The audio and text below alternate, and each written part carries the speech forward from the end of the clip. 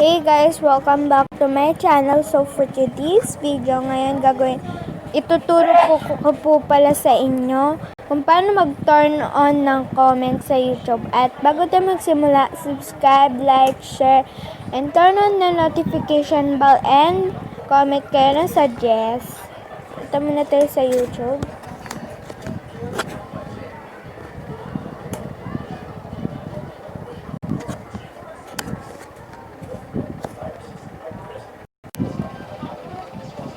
Kapag nasa YouTube na po kayo, pindutin nyo po yung bilog na may mukha nyo po. At may nakasulat po dyan na may mga nakasulat. Pindutin nyo po yung your channel. At pindutin nyo po itong naka-turn off yung comment.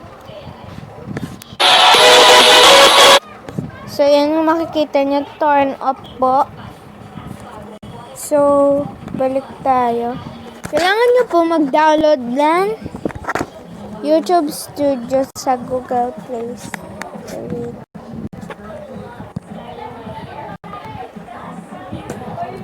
So, ayan. Nakapag-download na po ako niyan. Kaya kayo, kung gusto nyo po ma-turn on, mag-download po kayo ng YouTube Studio. At pindutin nyo po yung YouTube Studio.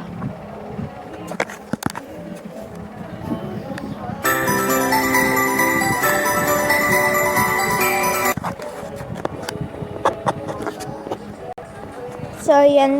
Kung makikita nyo po dito, meron po sa taas na nakalagay na 3 guhit. Pindutin nyo po yan. At dito po may mga nakalagay na sulat. At pindutin nyo po yung nakalagay na video. Sulat na video. Tapos po, pindutin nyo po ito.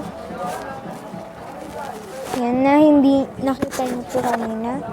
Na naka-turn off ang comment. Pindutin nyo po ang parang lapis. Dapat basta. Pindutin nyo yun. Ituturo ko naman yan. Yan. May nakalagay dito na basic. Yan. Tapos pag ikabila nyo po na ganyan is meron po dito. At dito po sa baba may allow comments. Yan. Ipapailaw nyo po kagaya po nito. Yan. Tapos pinutin nyo po yung save. Tapos bumalik po tayo sa ating YouTube.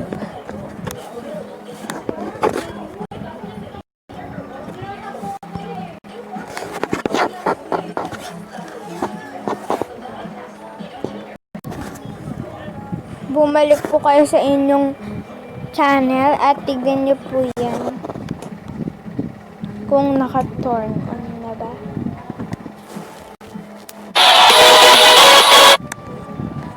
So yan na guys, naka-turn on na po ang comment. Sana yan. Pwede na kayo mag-comment yan guys. Naka-turn on na kasi. So yun lang ang ituturo ko ngayong araw. Thanks for watching this video.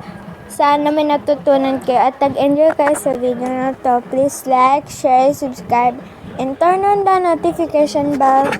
And mag-comment kayo na suggest sa baba. At to-turn on ko na yun guys.